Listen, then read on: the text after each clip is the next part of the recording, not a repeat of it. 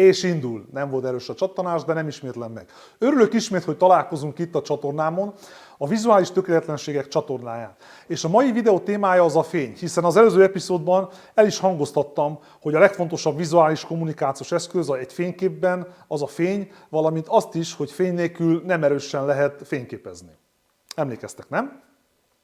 Ezért gondoltam, hogy visszatérek erre a fényre, tehát a mai epizód címe az, miért is fontos ismerni a fényt. Mert ugye nem elég, ha tudjuk, hogy létezik fény, meg is kéne ismerni. Tudod, hogy a fényképezés lelke az a fény, hiszen fény nélkül nem létezhet fotográfia.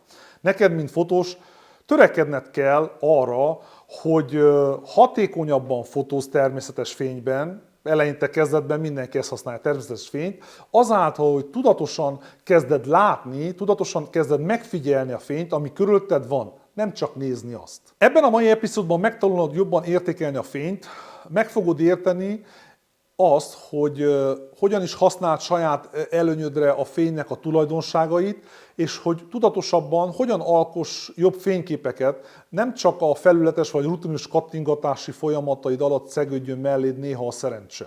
Hiszen rád hárul, kedves néző, az a feladat, hogy megtaláld a jó fényt, és ezt felhasználd saját előnyödre maximálisan.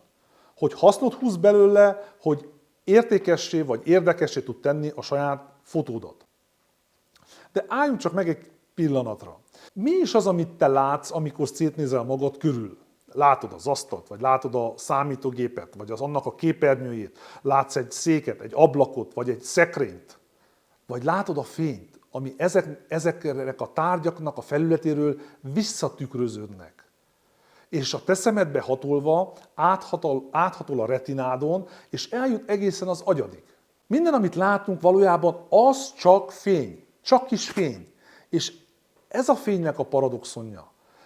De mi csak tárgyakat látunk valójában. Nem igazán látjuk a fénynek a fiziológiai formáját, hanem úgy látjuk a fényt, hogy a retina méri ennek intenzitását, méri a kontrasztját, sőt a hullámhosszát is méri, viszont pszichológiailag azonban mi tárgyakat látunk, hiszen a fényről bejött információkat az agyunk nagyon okosan átalakítja, és létrehozza számunkra a saját valóságunk vizuális modelljét.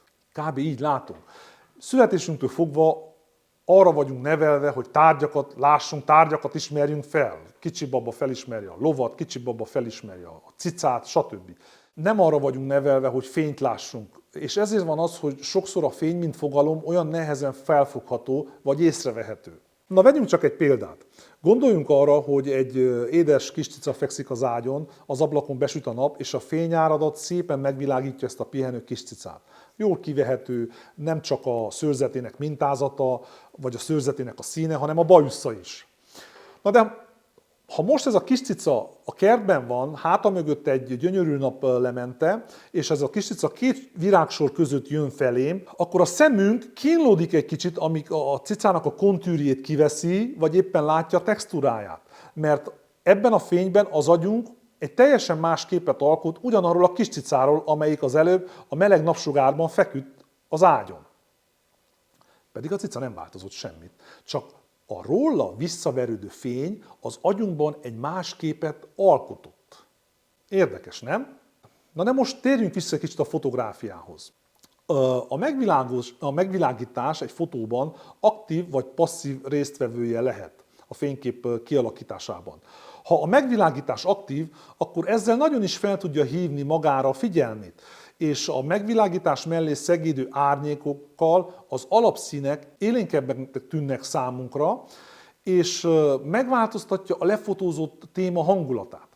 Másrészt, ha a megvilágítás passzív egy fotóban, ez egyszerűen csak megvilágítja a jelenetet, hátrébb lép, és hagyja, hogy a fotó témája beszéljen önmagáért. És mikor eldöntöd, hogy veszed a fényképezőgépedet, és beülsz az autóba, és kiszemeltél régebről egy helyet, oda vezetsz, és le akarod fotózni azt, ami akkor éppen, mikor elmentél, meghatott, rájössz, hogy nem a legjobb pillanatot választottad, hiszen a fény nem a legjobb ebben az órában, amikor te odaértél. Ilyenkor igazából kevés opciód van. Vagy odébb állsz, és keresel valami más témát, vagy egy más helyet, vagy várakozol egy adagot, és reméled, hogy a fény jobban változik. De legtöbbször a várakozás nem mindig kivitelezhető, hiszen nem mindenki időmilliómos. Ezért lehet, hogy okosabb lenne továbbállni és keresni egy jobb fényt, vagy akár egy jobb témát, amihez jobb a fény. Ha naplementével szemben fényképezel, akkor a szemed elé tárulkozó táj vagy dolog, ezekre a dologra rávetülő fény erős, fehér, lágy, hiányoznak belőle a kontrasztok, valamint éles formák hiányoznak úgy szintén. Viszont ha megfordulsz, háttalálsz ennek a naplementének, teljesen megváltozik a helyzet. Az egész táj színbe pompázik, vizuálisan kedvezőbb, mint ami a hátad mögött van, mert a naplemente meleg ragyogásában a formák, a textúrák jó élesen kirajzolódnak, valamint gyönyörűen kiemelkednek ebbe a csodálatos fényben a színek is. Tehát ha lehet naplementekor háttalálni a naplementének.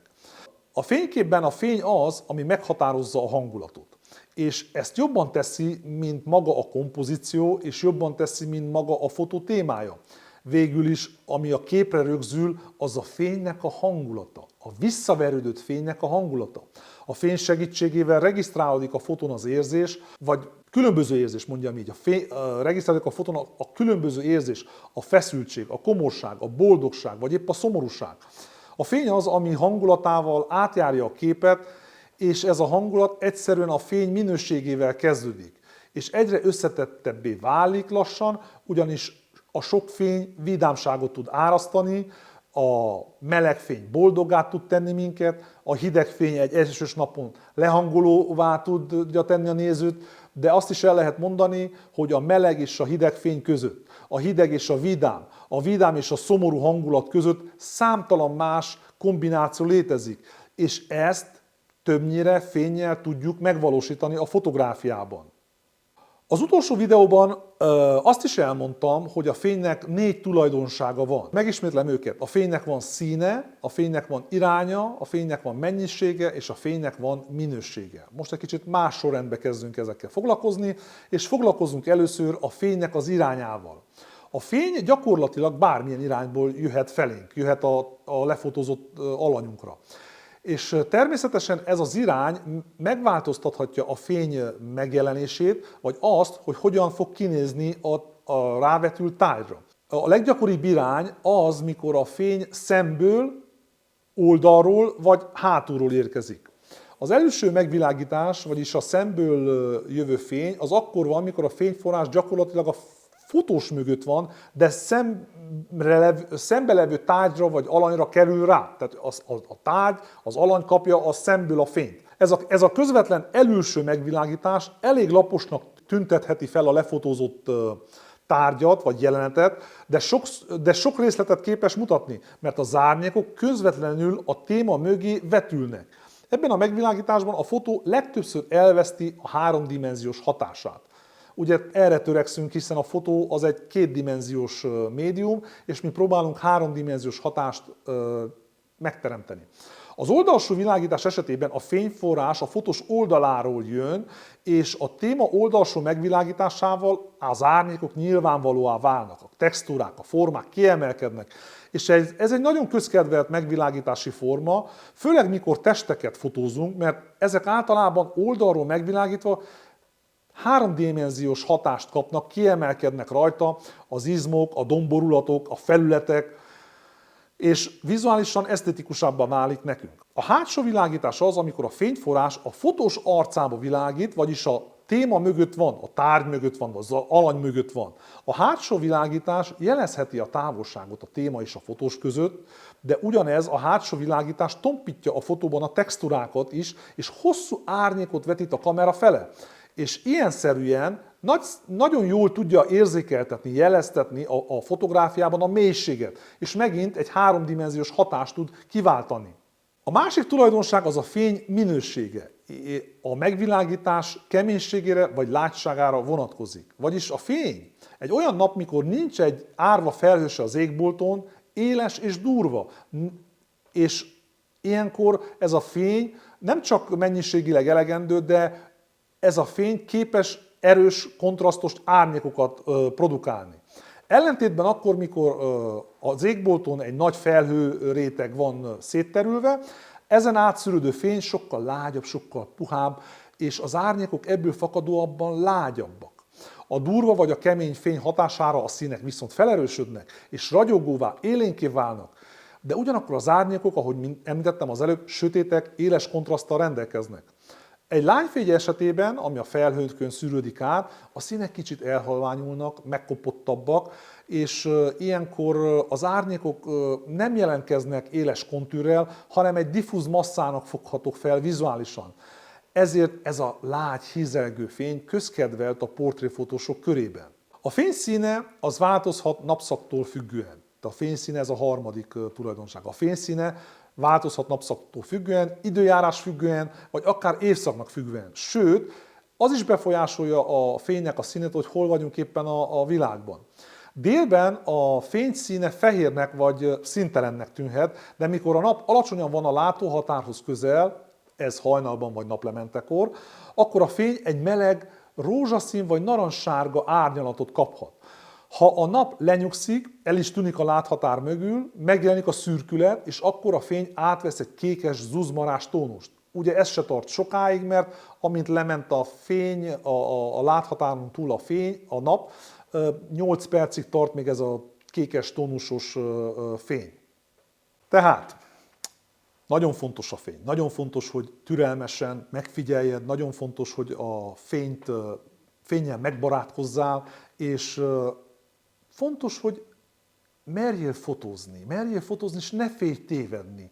Nem arról szól, hogy egyből minden tökéletes legyen. Merjél tévedni, merjél kísérletezni, merjél tapasztalatot szerezni, mert ha nem ismered meg pontosan, hogy mire is képes a fényképezőgéped, ha mindent úgy tervezel, hogy na nem baj, mert hazaérek és megeditálom, vagy megretusálom a képet, és jó lesz, az mint egy védőháló, akkor pláne ha ezt vállalod be, akkor merjél rizikózni. Ha megérted azt, hogy a szemünk egyféleképpen lát, és megérted azt, hogy a fényképezőgép teljesen másféleképpen lát, viszont ha te lassan megtanulod azt, hogy hogyan lát a fényképezőgép, hogyan is értelmezi a fényképezőgép a fényt, hogyan értelmezi a fényképezőgép a színeket, akkor neked lassan nagyobb önbizalmad lesz a fényképezőgépbe, és meg tudod tapasztalni, hogy mi az, amit valójában a fényképezőgépből kell megoldani, és mi az, amit valójában otthon a Lightroom-ba vagy egyéb editáló programba kell megoldani. Visszatérve a mai videómra, azt szeretném mondani, hogy ismétlés a tudás anyja, legközelebb, mikor fényképezni mész, ismerd fel magadba, vagy ismételd el magadnak, hogy na most milyen fényt látok, éles, durva fény, vagy lágy, puha fény, döntsd el, hogy a fénynek milyen színe van, és ezt potenciálozva, felhasználva alkosd meg azt a képet, amit szeretnél. Én kívánok neked jó fényeket, azt kívánom, hogy munkára fel, és találkozunk a következő epizódban. Köszönöm szépen!